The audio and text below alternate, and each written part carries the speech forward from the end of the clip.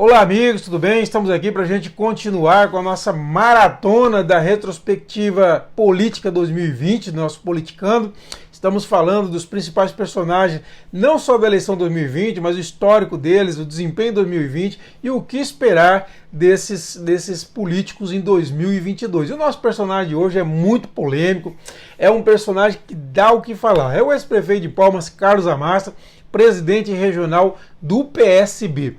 O Amasta, grande empreendedor no estado, pioneiro na área de shopping center, temos aí o Capim Dourado Shopping, que é uma obra grandiosa do Amasta aqui na capital, e o Amasta, com esse espírito empreendedor, se torna candidato a prefeito, surpreendeu inclusive quando avisou que era candidato a prefeito em 2012, na época pelo PP do hoje ex-deputado federal Lázaro Botelho.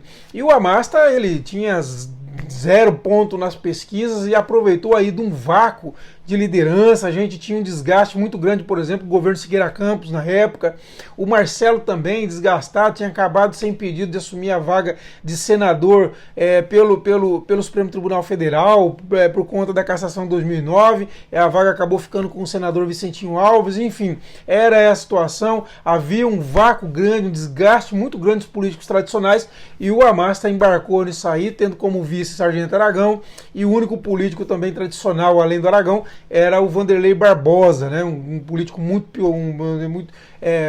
importante aqui na capital.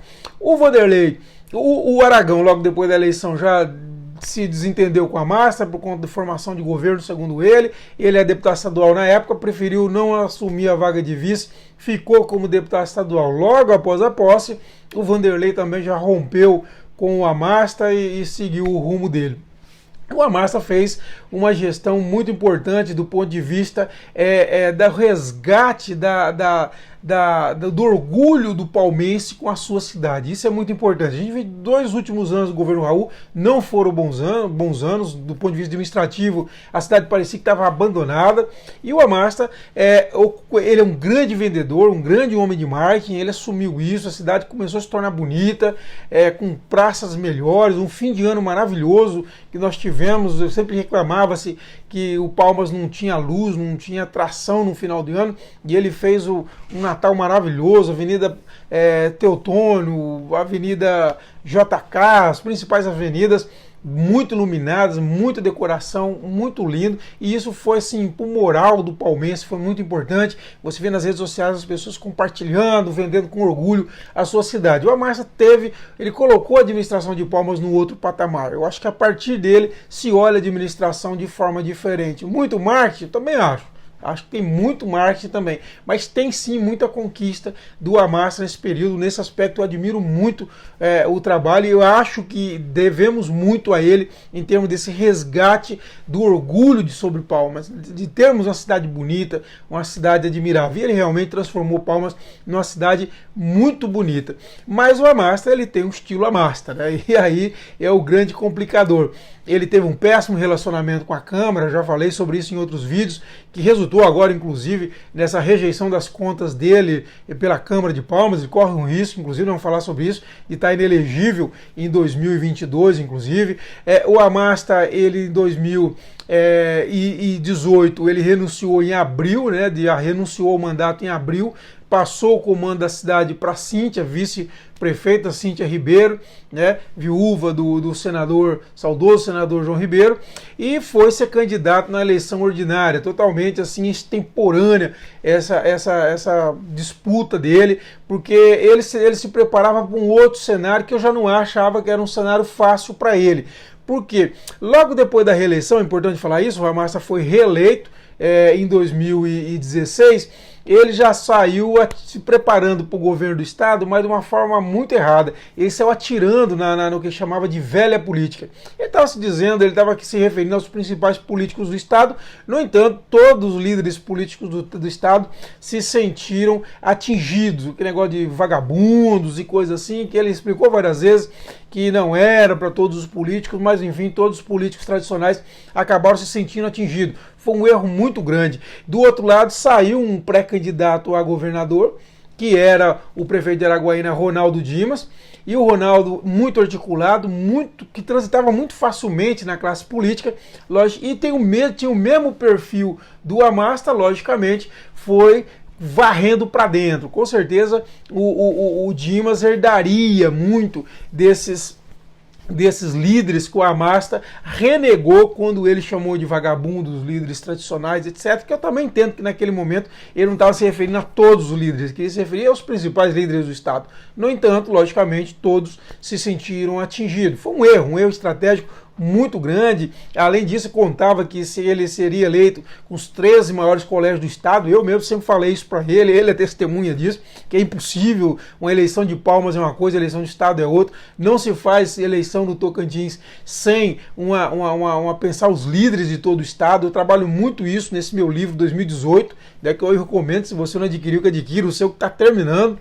Mas foi muito, eu falo bastante sobre isso, sobre esse erro estratégico do Amasta de, primeiro, renegar os líderes tradicionais a partir do momento que ele saiu agredindo, de velha política, vagabundos e tal, e depois de jogar com essa estratégia que nos 13 maiores colégios eleitorais ele ganharia a eleição. E na verdade, no Tocantins, os pequenos colégios eleitorais são muito importantes. E aí quem são os mais importantes? Os prefeitos, né? E grande parte deles não quis nem saber do Amasta. Foi um erro, então ele saiu, ele renunciou ao mandato. O Dimas foi muito habilidoso, o Dimas muito experiente, viu que o cenário não era mais para ele quando teve a cassação do Marcelo, quando foi para uma eleição suplementar com o Carles, que era um nome novo na política, logicamente, e com a máquina na mão seria difícil, imbatível praticamente. A gente conhece a estrutura eleitoral do Estado.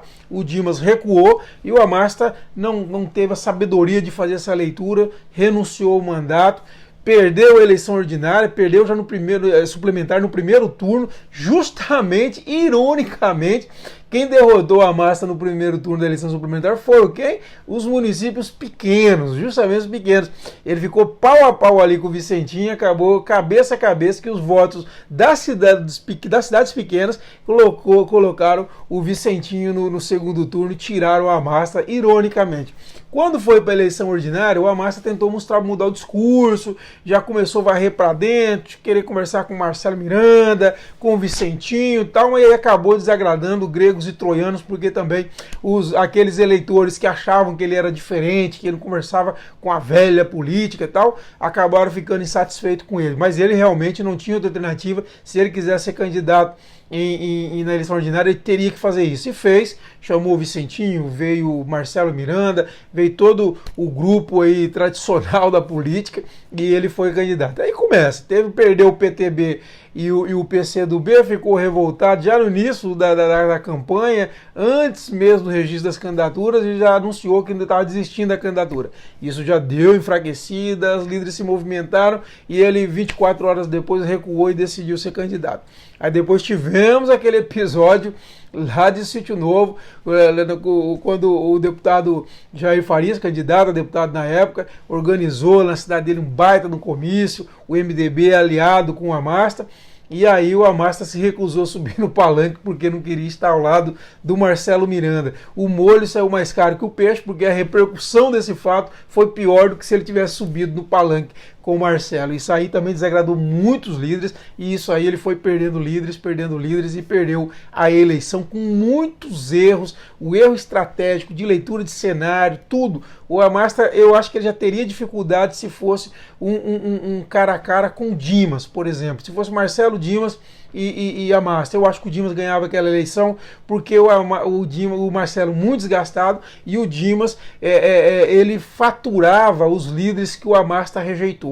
Então já era difícil. Com a cassação, então, nem se fala. Aí, passada a eleição, a Cíntia rompe com ele, rompe com a Cíntia, ele sai atirando na Cíntia, deu entrevista para mim dizendo que o alvo dele em 2020 era vencer a Cíntia, e nisso aí embarcou aquele monte de candidato, um erro absurdo. Eu falei isso o tempo inteiro, escrevi o tempo inteiro sobre isso, que era um erro, foram 12 candidatos, a Cíntia adorou isso, obviamente, e ele ainda errou, era candidato a vereador, tirou a candidatura dele a vereador, lançou o Andrino, na verdade uma imposição de certa forma de uma candidatura do Andrino, também outro erro estratégico, desconfigurou, descaracterizou o Andrino quando pega o nome dele, Amasta, e joga no Andrino, coloca Thiago Andrino Amasta, um negócio horroroso, né, que sinceramente ele chegava a dizer que aumentaria o percentual de votação do Andrino.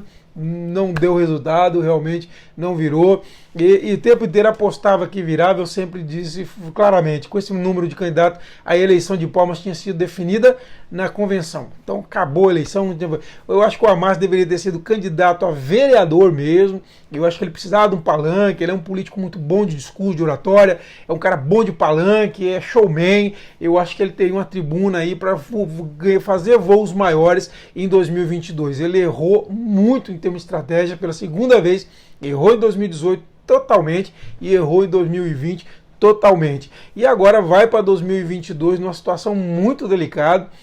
Eu acho que o Amasta esquece a questão de governo e Senado 2022 para ele é inviável, ele vai ter que recomeçar. É lógico, ele pode ser candidato ao que ele quiser, ele vai lá, ele tem o partido na mão, ele é candidato a governador, senador, o que ele quiser. Eu estou falando competitividade. E ele não tem, ele precisa se reconstruir junto às lideranças. É um grande líder, é um empreendedor, um cara visionário, tem uma visão de gestão pública muito bacana. Eu acho que o Amasta é uma das personalidades que mais tem para contribuir com o Estado. Agora, precisa rever a forma de ver a política, principalmente a estratégia política. Nós vivemos num Estado muito peculiar, o jeito de se fazer política, que realmente é uma política muito ainda do que ele mais odeia, que é a política dos coronéis. Essa política ainda é o cacique. O cacique define realmente. Nós vamos mudar essa política? Vamos. As pessoas vão, as cidades vão amadurecendo, a política vai mudando e nós vamos mudar. Mas querer mudar agora no tapa não vai mudar. O Amasta, se ele quiser permanecer da política, ele vai ter que se recomeçar. Seja como deputado federal, deputado estadual, ou não sei. Mas agora, governador, senador, não tem a mínima chance, essa é a minha visão. Lógico, a minha visão, né, de gente que analisa a política já, mas não é a verdade absoluta, concordo? Logicamente.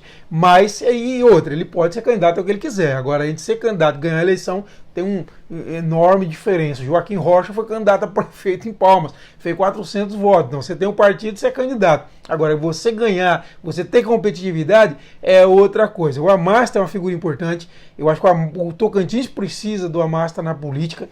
Eu acho que ele tem muito para contribuir, mas precisa rever, ouvir mais quem tem mais experiência, quem conhece mais a política do Estado, e para que ele possa se refazer, ocupar outro espaço, espaços nobres e realmente ter muito para contribuir com o Tocantins. Pessoal, é isso. Esse foi o nosso personagem de hoje.